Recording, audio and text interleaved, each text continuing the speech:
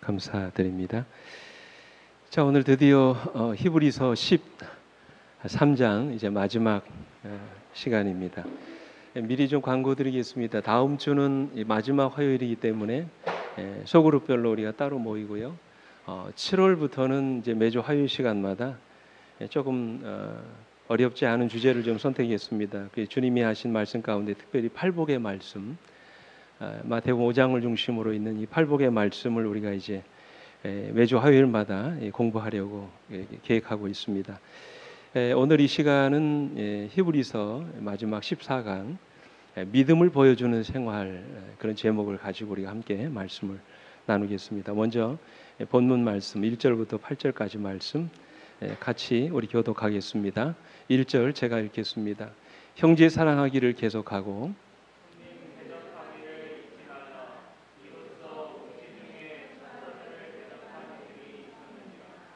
너희도 함께 갇힌 것 같이 갇힌 자를 생각하고 너희도 몸을 가졌은즉 학대받는 자를 생각하라.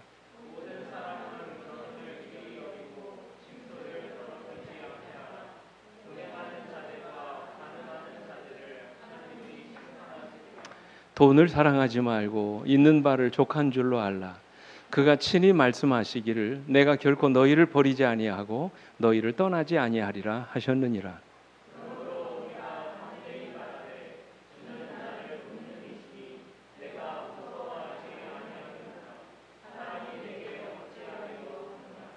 하나님의 말씀을 너희에게 일러주고 너희를 인도하던 자들을 생각하며 그들의 행실의 결말을 주의하여 보고 그들의 믿음을 본받으라.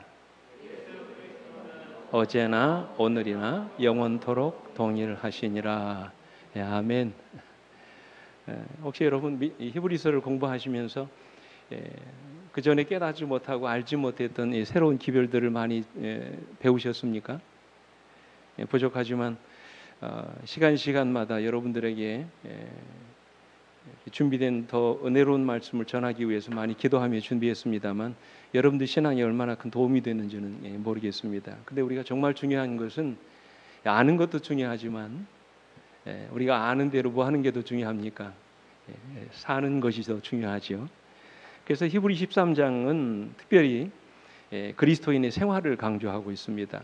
여러분 공부하신 것처럼 히브리서 11장이 믿음을 강조하는 것이라면 히브리서 12장은 인내를 강조하고 있고요. 마지막 히브리 13장은 우리 그리스도인의 생활을 강조하고 있습니다. 특별히 복음서에 보면 어느 한 부자 청년이 주님을 찾아오죠. 그리고 주님께 묻습니다. 선한 선생님이요, 내가 어떻게 하여야 영생을 얻으리까? 라고 묻습니다. 그때 이 부자 청년은 주님으로부터 굉장한 대답이 나올 것이라고 기대하면서 주님의 말씀에 귀를 기울였습니다. 근데 주님이 하신 대답이 무엇이었습니까? 이 마태복음 19장 17절에 오면 예수께서 이르시되 어찌하여 선한 이를 내게 묻느냐? 선한 이는 오직 한 분이시니라. 내가 생명에 들어가려면 계명들을 지키라 말씀하셨어요. 무슨 말입니까? 한마디로 내가 믿는 대로 살아야 한다는 것이죠. 우리의 신앙과 삶이 별개가 아니라는 말씀이에요. 내가 그렇게 믿으면 그렇게 믿는 대로 살아야 된다는 말씀이죠. 그죠? 거기에 영생이 있다고 말씀하십니다. 영생이란 단순히 내가 알고 있는 것에 있지 않고 그렇게 사는 것에 있다고 주님은 말씀을 하셨어요. 여러분 우리 신앙이 가장 부족한 것이 무엇입니까? 여러분 알지 못해서 신앙하지 못하세요? 여러분 무슨 문제로 고민하십니까? 아마 대부분의 그리스도인들이 고민하는 가장 큰 고민 가운데 하나가 뭐예요?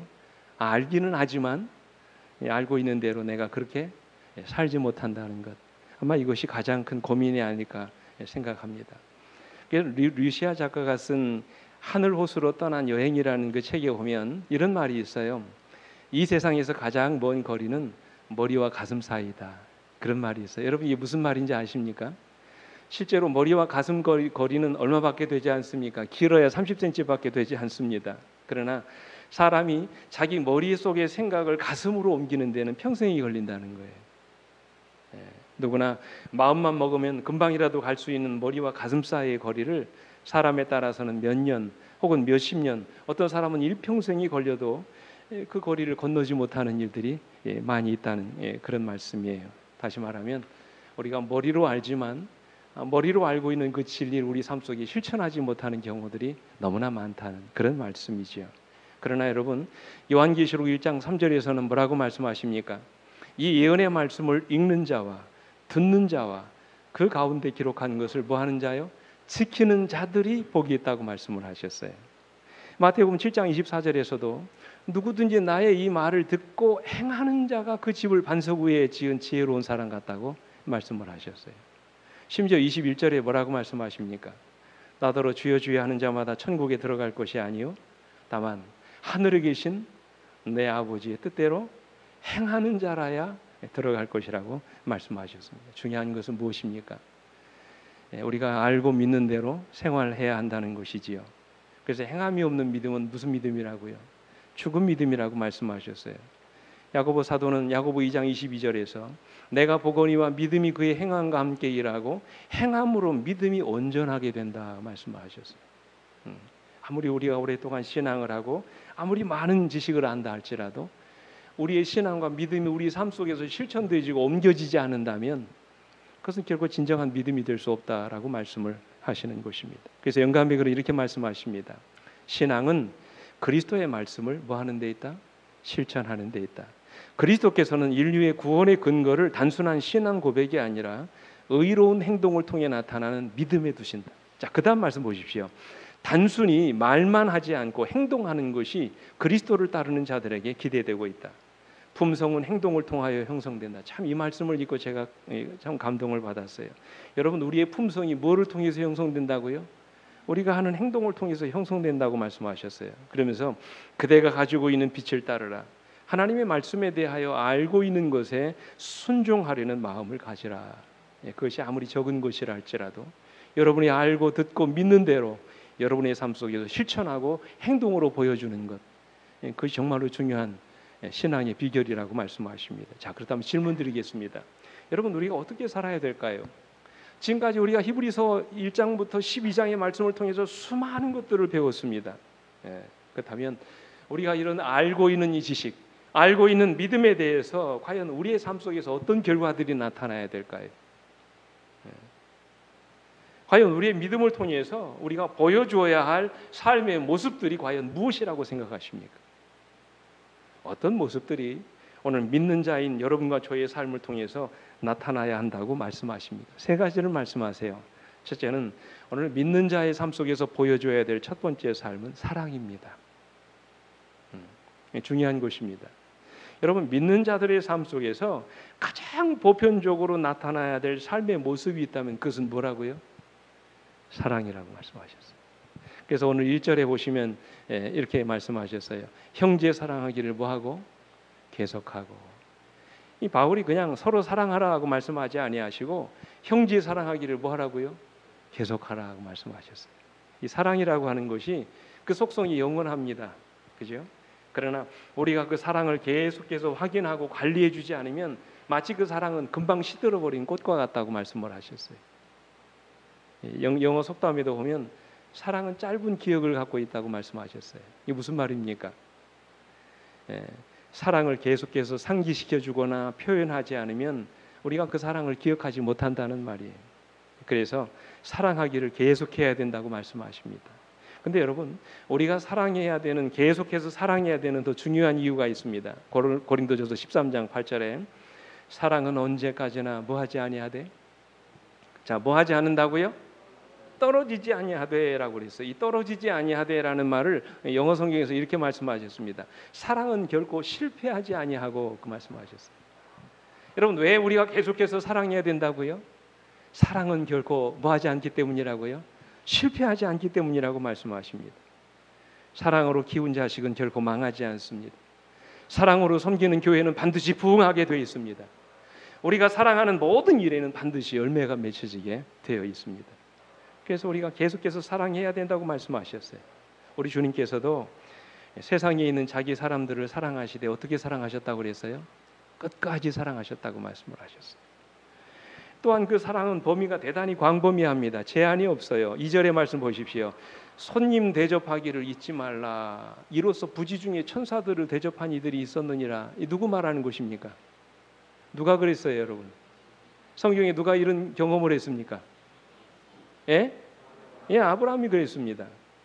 이처럼 사랑은 그 가족의 테두리를 벗어납니다. 우리의 손을 뻗어서 지나가는 나그네까지도 사랑하고 대접하라고 말씀하셨어요.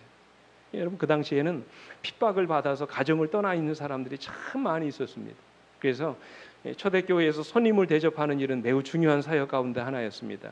그때는 여행을 하며 복음을 전하는 사람들이 많이 있었습니다. 그들 집에 머물 필요가 있었습니다. 사실 그 당시에 대부분의 그리스도인들이 돈을 주고 여관에 묵을 만큼 그렇게 넉넉한 사람들이 많지 않았습니다. 그래서 믿는 그리스도인들이 자신들의 가정에 그 손님들을 대접하고 접대하는 것은 지극히 자연스러운 일이었어요.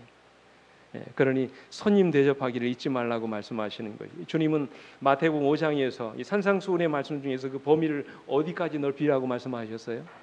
원수들까지. 여기 또 내 이웃을 사랑하고 내 원수를 사랑하였다 하는 것을 너희가 들었으나 나는 너희에게 이르노니 너희 원수를 사랑하며 너희를 박해하는 자들을 위하여 기도하라. 이같이 한즉 하늘에 계신 너희 아버지의 뭐가 된다고요? 아들이 되리니. 그렇게 말씀하셨습니다. 그러면서 이어지는 말씀 46절부터 있는 말씀, 너희가 너희를 사랑하는 자를 사랑하면 무슨 상이 있으리요? 세리도 이와 같이 아니하느냐? 또 너희가 너희 형제에게만 무난하면 남보다 더하는 것이 무엇이냐? 이방인들도 이와 같이 하느니라. 그러면서 48절에 이러므로 하늘에 계신 너희 아버지의 온전하심과 같이 너희도 온전하라 말씀하셨어요. 우리의 사랑이 그래야 된다는 것이죠. 나만 사랑하고 아껴주는 사람 누구든지 사랑할 수 있습니다. 그 예수를 믿지 않은 사람들도 그렇게 사랑할 수 있다는 것이지요. 그러나 그리스도인들은 원수까지도, 그죠? 나를 미워하고 괴롭히고 핍박하는 그런 원수들까지도 사랑할 수 있는 그런 지경에까지 이르러야 된다고 말씀을 하십니다. 우리 영감에 그래도 이렇게 말씀하세요. 비록 우리가 사랑스럽지 못하고 호감이 가지 않은 품성을 가진 비참 미워한 자였을지라도 하늘에 계신 아버지께서는 우리에게 자비를 베푸셨다. 그분의 사랑을 받으면 우리 또한 같은 모양으로 우리를 기쁘게 하는 사람들에게 뿐만 아니라 가장 허물 많고 죄가 많은 사람에게도 친절과 온유를 나타나게 될 것이다. 그 다음 말씀 보십시오. 하나님의 자녀들은 그분의 뭐에 참여하는 자들이라고요? 품성에 참여하는 자들이다. 우리가 하나님의 가족이라는 것을 입증하는 것은 세속적 계급도 혈통도 국적도 종교적 특권도 아니다. 그것은 뭐라고요? 사랑. 곧 온 인류를 품에 안은 사랑이다. 그러니까 우리가 예수를 제대로 믿으면 정말 우리 안에서 내가 인간적으로 사랑할 수 없는 그런 사람들까지도 뭐 할 수 있어야 된다고요? 사랑할 수 있어야 된다고 말씀을 하셨어요. 사랑이 과연 무엇입니까? 성경에 보면 사랑은 서로에게 관심을 갖는 것이라고 말씀하셨어요. 서로를 더 많이 생각하는 것이라고 말씀하십니다. 서로의 아픔을 함께 공감하는 것이라고 말씀을 하세요. 여기 3절에 보십시오. 너희도 함께 갇힌 것 같이 갇힌 자를 생각하고 너희도 몸을 가졌은즉 학대받는 자를 생각하라. 그들의 아픔을 나의 아픔으로 생각하고 그들의 고통과 아픔에 같이 동참하는 사람, 그게 진정한 사랑이라고 말씀을 하십니다. 그 당시에는 예수를 믿는 그 믿음 때문에 수많은 그리스도인들이 옥에 붙잡혀서 갇히고 매맞고 고통당하는 사람들이 너무나 많이 있습니다. 사실 우리는 자유스러운 가운데 예수님을 믿잖아요. 오늘 여러분, 우리들 가운데 누가 예수 믿는 것 때문에 핍박을 받는 사람들이 있습니까? 거의 없습니다. 그러나 아직도 세계의 여러 나라에서는 믿음 때문에 고난을 당하고 핍박을 당하는 그리스도인들이 너무나 많습니다. 북한을 비롯한 일부 공산주의 국가들이나 특별히 이슬람 문화권에 있는 사람들, 그죠? 그들은 예수 믿는 것은 그들의 목숨을 내놓고 하는 일입니다. 그들의 믿음과 신앙 때문에 그들은 지금도 여전히 고통과 어려움 속에서 다 살아가고 있습니다. 그러므로 그들을 위해서 기도하고 그들과 함께 고통을 나누는 것, 중요한 일이라고 말씀을 하세요. 그래서 주님은 마태복음 10장 42절에서 이렇게 말씀하세요. 또 누구든지 제자의 이름으로 이 작은 자 중 하나에게 냉수 한 그릇이라도 주는 자는 내가 진실로 너에게 이르노니 그 사람이 결단코 상을 잃지 아니하리라 말씀하셨어요. 어떤 모양으로든지 사랑을 베푸는 그 사랑을 하나님께서 잊어버리지 않고 꼭 기억하시겠다는 말씀이에요. 이 냉수 한 그릇이라는 말이 무슨 표현인지 아시죠? 그죠? 어려운 가운데 있는 사람들, 누군가의 도움이 필요한 사람들에게 아주 지극히 보잘것없는 친절을 베푼 것들도 주님은 반드시 기억하고 복을 주시겠다고 말씀을 하세요. 미국의 존스 홉킨스 대학이라고 하는 아주 유명한 대학이 있습니다. 이 미국의 아주 유명한 명문 대학입니다. 이 대학의 한 젊은 교수가 대학생들을 통해서 한 연구 조사를 하게 됐어요. 어떤 연구였냐면 미국에서도 가장 취약한 뉴욕의 빈민굴, 여러분 빈민굴 아시죠? 이 빈민굴의 열악한 환경 속에 사는 청소년들 200명을 조사했습니다. 그들은 대부분 아편을 하는 아이들이었어요. 마약을 하고 술을 먹고 중독에 빠지는 그런 아이들이었습니다. 그들이 살고 있는 환경은 폭력배들이 난무하는 그런 곳이었습니다. 창녀들이 넘치는 소굴이었습니다. 그들이 사는 마을에는 거짓과 마약이 가득한 그런 곳이었어요. 오랫동안 연구했어요. 그들과 연구하면서 여론조사를 했습니다. 근데 그들이 여론조사를 한 결과 이런 결론을 내렸어요. 지금 여기서 자라고 있는 200여 명의 청소년들 중 앞으로 90% 이상이 훗날 반드시 범죄자들이 될 것이고 이들 중 대다수가 어쩌면 형무소에 있게 될 것이다. 그렇게 결론을 내렸어요. 얼마나 그들의 환경이 절박하고 어려웠으면. 그로부터 25년이 지났습니다. 그리고는 같은 대학에서 대학원생들을 보내가지고 실제로 그들이 25년 전에 조사했던 그 아이들, 그 청소년들을 추적했습니다. 그들 중에 다 만나지는 못했고 180명을 찾아내서 만나는 데 성공을 했습니다. 근데 여러분 놀라운 사실은 그들 중에 4명만 감옥에 들어가 있다는 것입니다. 그들 중 대다수가 아주 훌륭한 사람이 돼가지고 근실하게 사회생활을 하고 있는 것을 보게 됐어요. 그들의 예상이 뭐한 것입니까? 빗나간 것입니다. 그 원인이 무엇이었을까요? 그들이 그 원인을 추적해서 들어가 봤더니 한 여자 전도사님이 있었는데 20여 년 전에 그 여자 전도사님이 그 빈민굴로 찾아왔습니다. 그리고는 그들과 동고동락하면서 그들에게 아낌없는 사랑을 나눠줬어요. 이제는 머리가 희끗희끗한 할머니가 되어 있었습니다. 이 사람들이 그를 찾아가서 물었습니다. 도대체 당신이 한 일이 무엇입니까? 당신이 도대체 어떤 일을 하셨기에 이 아이들 마약의 소굴에서 범죄자들이 될 수밖에 없는 이 아이들이 이렇게 변화됐습니까? 이렇게 물었어요. 그때 그 여인이 이런 말을 했습니다. 저는 아무것도 한 일이 없습니다. 그저 내 아들과 딸들처럼 사랑하며 함께 산 것밖에 없습니다. 그래서 여러분 한 사람의 사랑으로 인하여 범죄자가 될 수밖에 없는 환경에 버려졌던 아이들이 예상을 깨고 대부분 훌륭한 어른으로 자라났던 것입니다. 이처럼 사랑은 사람을 변화시키는 능력이 있습니다. 그죠? 이 사랑의 원리가 가장 먼저 실천되어야 될 곳이 어딜까요? 이런 사랑이 가장 먼저 실천되어야 할 곳이 어디입니까? 바로 우리의 가정이라고 말씀을 하세요. 그래서 여러분 4절에 보십시오. 이렇게 말씀하세요. 모든 사람은 뭐를 귀히 여기고? 자, 모든 사람은 뭐를 귀히 여기고요? 결혼을 귀히 여기고 침소를 더럽히지 않게 하라. 음행하는 자들과 간음하는 자들을 하나님이 뭐 하신다고요? 심판하신다고 말씀을 하셨어요. 무분별한 사랑, 이것도 문제라는 것이지요. 우리의 가정이 순결하고 거룩한 사랑이 이루어질 수 있도록 특별히 이런 하나님의 사랑이 우리 가정에서 가장 먼저 실천되어야 된다고 말씀을 하세요. 그러면서 5절에 보면 이런 말씀을 하세요. 돈을 사랑하지 말고 있는 바를 족한 줄로 알라 그랬어요. 여러분 우리가 마땅히 하나님을 사랑하고 이웃을 사랑해야 되겠지만 뭐는 사랑하지 말라고요? 뭐는 사랑하지 말라고요? 돈을 사랑하지 말라고 말씀하죠. 왜 돈을 사랑하지 말라고 말씀하실까요? 여러분 왜 우리가 돈을 사랑하면 안 됩니까? 돈이 필요하지 않습니까? 우리가 돈을 사랑하면 안 되나요? 오늘 우리에게 돈이 필요한 것이고 반드시 있어야 되는 것이지만 우리가 돈에 집착하고 돈을 사랑하게 되면 돈에 뭐가 되기 쉽습니까? 노예가 되기 쉬워요. 돈의 지배를 받기 쉽습니다.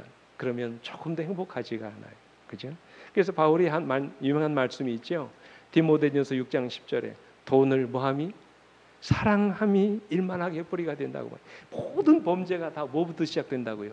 돈을 사랑함으로부터 시작된다고 말씀을 하세요. 예. 그 유명한 이야기가 하나 있습니다. 옛날에 한 왕이 그 왕이 좋아하는 한 이발사가 있었습니다. 근데 이발사가 늘 왕의 머리를 깎아주면서 얼마나 웃음이 있고 행복해하는지 이 이발사가 항상 이 이가에 콧노래를 부르면서 그렇게 살았어요. 이 하루는 왕이 궁금해서 물었습니다. 자네는 도대체 뭐가 그리 행복한가 물었어요. 그랬더니 이발사가 말합니다. 이렇게 대답해요. 제가 임금님은 머리를 깎아드리는데 왜 행복하지 않겠습니까? 저는 그것으로 만족합니다. 많은 부귀영화를 누려서가 아니라 그저 임금님의 머리를 깎아주는 것만으로도 행복하다는 거예요. 그래서 임금님이 장난기가 발동이 됐습니다. 그래서 임금님이 이발사를 한번 시험해 보기로 했어요. 이제 명절이 돼서 이발사에게 선물을 주는데 은전 99개를 선물로 주었습니다. 이발사는 선물로 받아들고 집에 와서 은전을 세어봤더니 몇 개예요? 99개였습니다. 순간적으로 그런 생각이 드는 거예요. 99개를 주셔서 감사하긴 한데 이왕에 주시려면 몇 개 주시지? 100개를 주시지 왜 99개만 주셨을까? 왜 한 개를 더 채워주지 않으셨을까? 그런 생각을 합니다. 그러면서 순간적으로 무슨 생각이 드냐면 이 99개 받아서 행복하지만 한 개만 더 있으면 더 행복할 것 같아요. 그때부터 이발사는 100개를 채우기 위해서 욕심을 부리기 시작합니다. 구두쇠가 되고요. 짠돌이처럼 자기 돈을 악착같이 아끼기 시작합니다. 그러다 보니까 얼굴에서 웃음기가 사라져버리고 말았어요. 결국에는 그 사람의 인생이 불행해지고 말았다는 그런 이야기. 무슨 교훈입니까? 주어진 삶에 항상 만족하고 살던 사람이 이 99의 유혹에 걸려들고 말았던 것입니다. 혹시 여러분도 이 99의 함정을 조심하시기 바랍니다.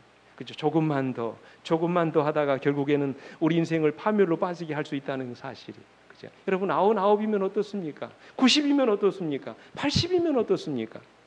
주어진 삶에 만족하고 살아가는 것, 그것이 진정한 행복이라고 말씀을 하세요. 그게 바울이 말씀하시죠. 그러나 자족하는 마음이 있으면 경건은 큰 이익이 되느니라고 말씀하셨어요.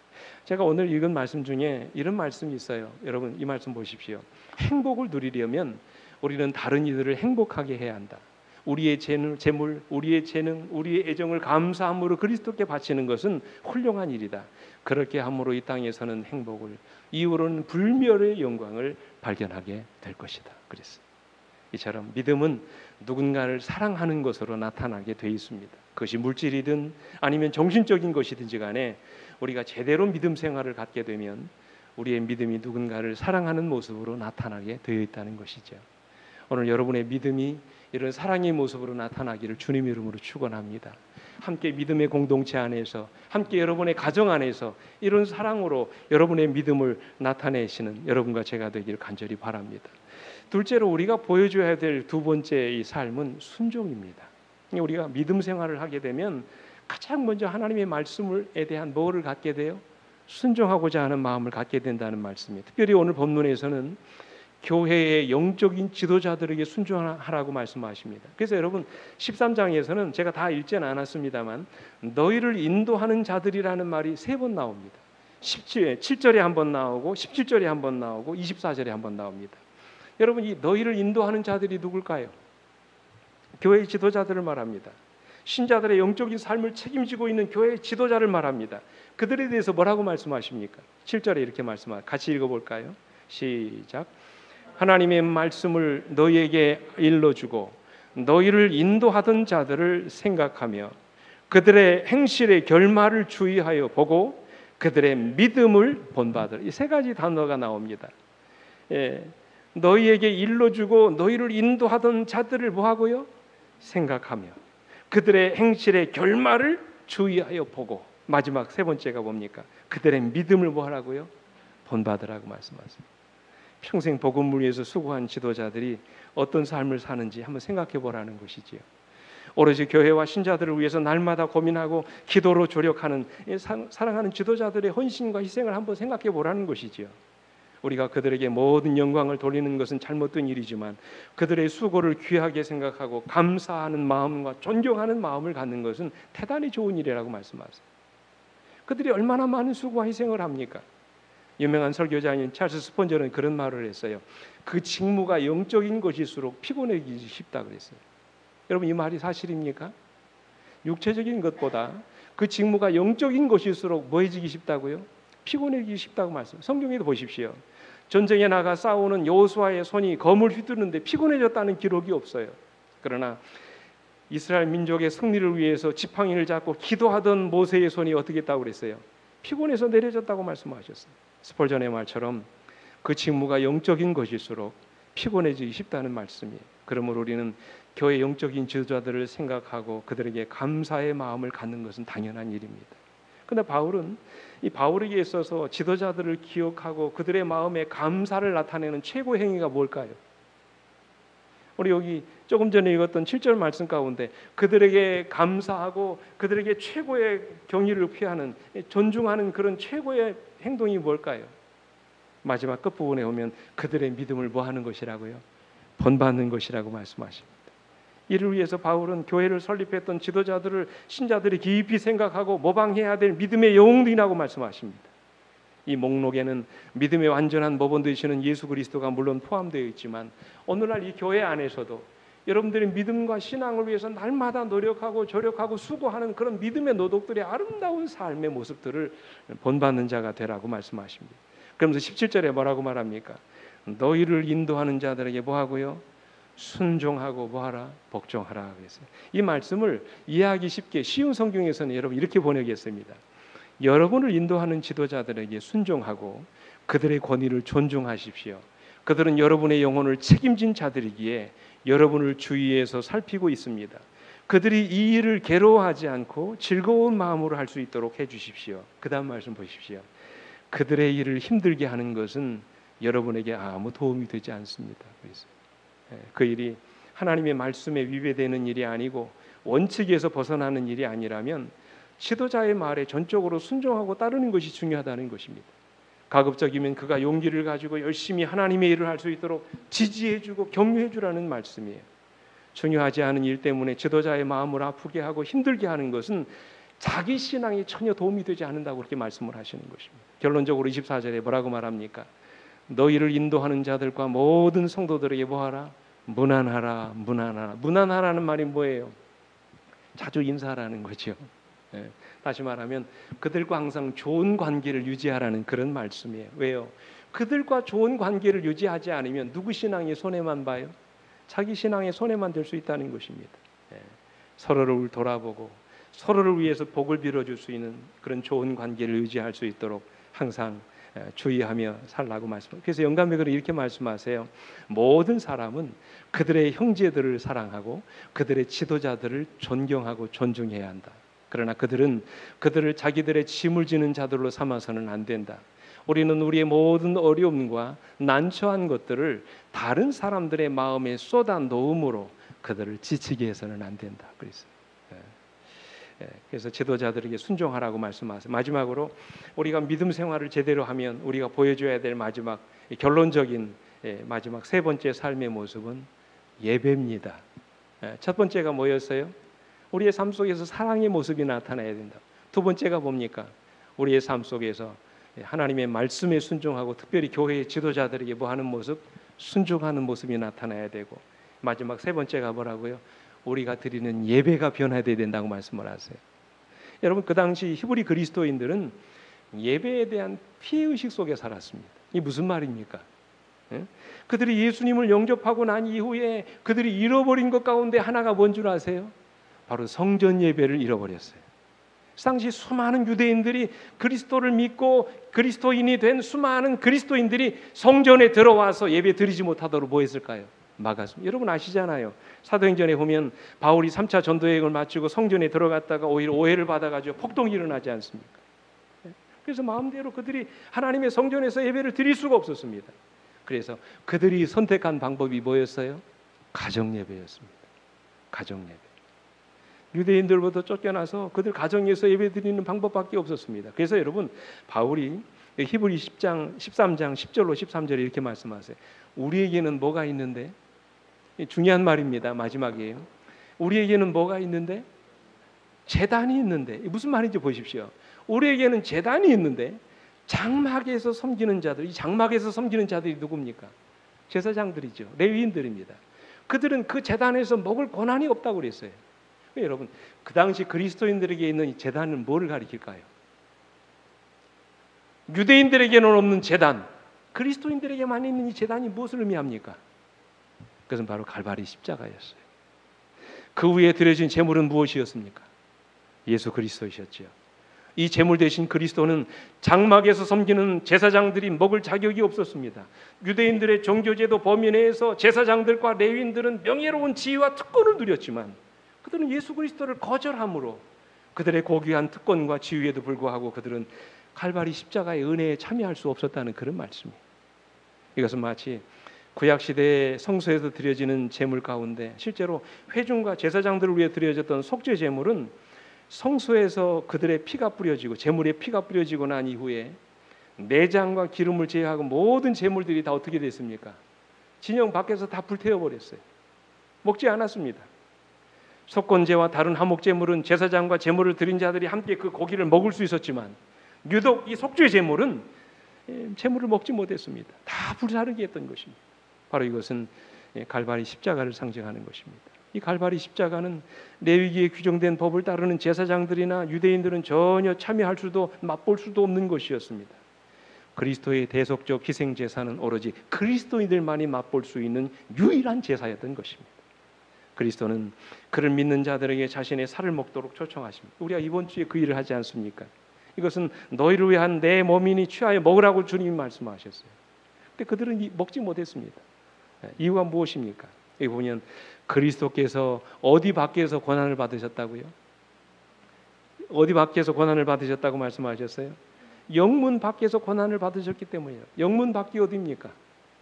성전 밖이라는 말이죠. 문둥이들이 배회하고 범죄자들이 처벌을 받고, 그죠? 짐승들의 사체가 불태워졌던 곳.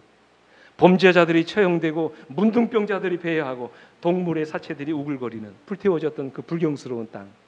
곧 그 성문 밖에서 주님이 돌아가셨어요. 예? 왜 그렇게 하셨습니까? 여러분 그 사실을 아세요? 성전 안에서 그런 일들이 이루어지지 않고 왜 영문 밖에서 그런 일을 하셨을까요? 이 사실을 본교회 주석에서는 이렇게 말씀하세요. 유대인 그리스도인들은 더 이상 유대 종교의 의식이나 예식에서 구원을 얻으려 하지 않을 것이다. 그들은 여전히 이스라엘 족속이었으며 비유에서 말한다면 예루살렘 도성의 거민이었다. 그러나 그들이 메시아를 따른다면 그와 함께 유대교의 경계를 넘어가야만 하였다. 히브리서의 배경에서 이런 상황은 유대인 그리스도인들에게 유대교의 의식과 예식에서 눈을 돌려 예수 그리스도와 하늘 성소에서 우리의 크신 대제사장으로 봉사하는 그의 사역에 눈을 고정하라는 호소인 것이다. 그래서 13절에서 바울이 뭐라고 말씀하셨어요? 그런즉 우리도 그의 치욕을 짊어지고 영문 밖으로 나가자 그랬어요. 무슨 말입니까?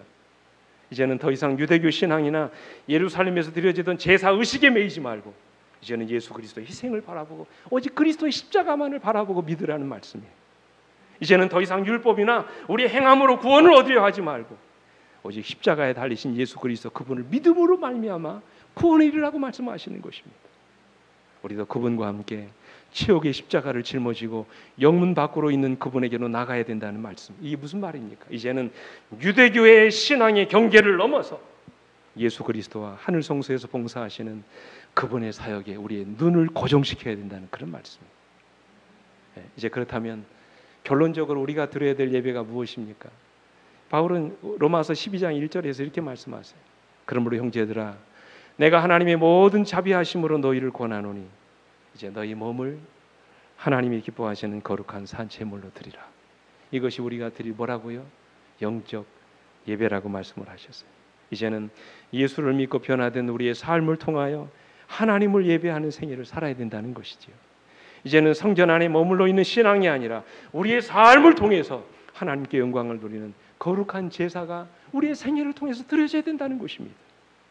우리의 삶이 예배가 되고 우리의 예배가 삶인 인생, 그것이 바로 우리가 드릴 영적 예배라고 말씀을 하십니다.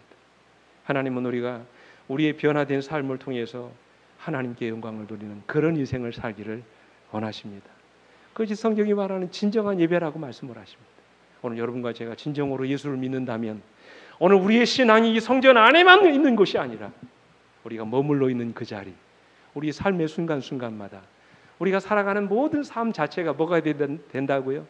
예배가 되어야 한다고 말씀을 하십니다. 한 이야기만 드리고 말씀하시겠습니다. 위대한 성가를 많이 작곡했던 이 조셉 하이든이라는 분 아시죠? 이분이 참 훌륭한 음악을 많이 작곡한 사람입니다. 한 번은 어떤 사람이 하이든에게 이렇게 물었습니다. 당신이 그 놀라운 음악을 작곡하는 영감을 도대체 어디서 얻습니까? 그 비결이 뭡니까? 물었어요. 그때 하이든이 이렇게 대답합니다. 나는 기도할 때마다 하나님이 내 삶의 주인이십니다. 하나님이 내게 지혜를 주셔서 내가 아름다운 음악을 작곡하게 되면 이것은 하나님의 영광을 위해서 작곡한 것이고 오직 하나님의 영광을 위해서 그 노래가 불려지게 될 것입니다. 하나님 나에게 지혜를 주십시오. 나는 항상 이렇게 기도합니다. 그렇게 얘기했어요. 여러분, 이 하이든이 작곡한 이 곡들 중에 가장 유명한 이 작품이 뭡니까? 천지창조라는 거잖아요. 창세기와 존 밀턴이 지은 신라권을 근거해 가지고 위대한 천지창조를 작곡했습니다. 이 곡이 비엔나에서 공연되던 그 첫날 있었던 이야기입니다. 그때 하이든은 몸이 아파서 이 곡이 공연될 때 저 뒤에서, 먼 뒤에서 앉아 있었습니다. 그날 지휘를 하던 지휘자는 정말로 놀랍게 이 곡을 연주해 가지고 이 수많은 사람들에게 감동을 주었어요. 연주가 끝났을 때 수많은 관람객들이 일어나서 지휘자에게 아낌없는 박수를 보냈습니다. 그때 지휘자는 청중의 박수를 중단시키면서 저 뒷좌석 발코니에 앉아 있는 하이든을 가리켰습니다. 그리고는 이렇게 말했습니다. 저분입니다. 저분이 이토록 놀랍고 아름다운 곡을 작곡하셨습니다. 순간적으로 사람들의 시선이 어디로 갔을까요? 뒤에 있는 하이든에게 갔습니다. 그를 향하여 일어나서 박수를 치기 시작했습니다. 그때 여러분, 하이든이 갑자기 청중들의 박수 갈채를 중단시키면서 이런 말을 했다고 그래요. 아니요, 나는 아무것도 아닙니다. 그분이 나의 모든 것입니다. 이 모든 것은 다 그분으로부터 온 것입니다. 그분이 나에게 지혜를 주셨습니다. 오직 그분께만 영광을 돌리십시오. 사랑하는 성도 여러분, 이제 히브리서를 마무리합니다. 오늘 여러분은 어떤 모습으로 하나님을 예배하고 계십니까? 바라기는 여러분의 삶을 통해서 하나님께 영광을 돌리는 그런 아름다운 인생을 사는 여러분과 제가 되길 간절히 바랍니다. 그것이 오늘 여러분과 제가 드릴 진정한 영적 예배라고 말씀을 하십니다. 그래서 여러분과 저의 생애를 통하여 우리 하나님 영광 받으시고 진정으로 하나님을 기쁘시게 하는 아름답고 거룩한 삶을 사시는 우리 모두가 되기를 간절히 바라면서 오늘 히브리서 강의 14강의 모든 강의를 마치도록 하겠습니다.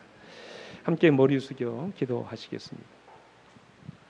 아버지 하나님, 이 불안한 세상, 아무것도 마음 놓을 수 없는 이 막막한 이 세상에서 우리로 하여금 히브리서의 기별을 통하여 지금도 우리를 위하여 일하고 계시는 주님의 놀라운 사역을 조금이나마 깨달아 알 수 있도록 믿음 주셔서 아버지 감사합니다. 이제는 우리 주님이 그냥 막연히 계신 것이 아니라 지금도 우리를 위하여 살아계시고 지금도 우리를 위하여 변화하고 계시며 지금도 우리의 구원을 위하여 끊임없이 기도하고 계심을 아버지 믿습니다. 이런 믿음 가지고 믿음에 합당한 인생을 살아가는 우리 모든 성도들이 되시도록 하나님 은혜 입혀 주시옵소서. 그저 우리의 믿음이 단지 아는 것으로 끝나는 것이 아니라 우리의 삶 속에서 그대로 옮겨지고 실천되어져서 믿는 우리의 삶 속에서 그리스도의 사랑이 나타나게 하시고 또 많은 사람들에게 아낌없는 친절과 사랑이 베풀어지도록 하나님 인도하여 주옵시며 우리의 삶의 모든 순간들이 진정 우리가 믿는 하나님께 영광을 돌리고 하나님을 진정으로 기쁘시게 하는 아름답고 거룩한 삶을 살아가도록 하나님 우리 모두에게 복을 내려 주시옵소서. 사랑이 많으신 우리 구주 예수 그리스도 이름으로 간절히 기도드립니다. 아멘.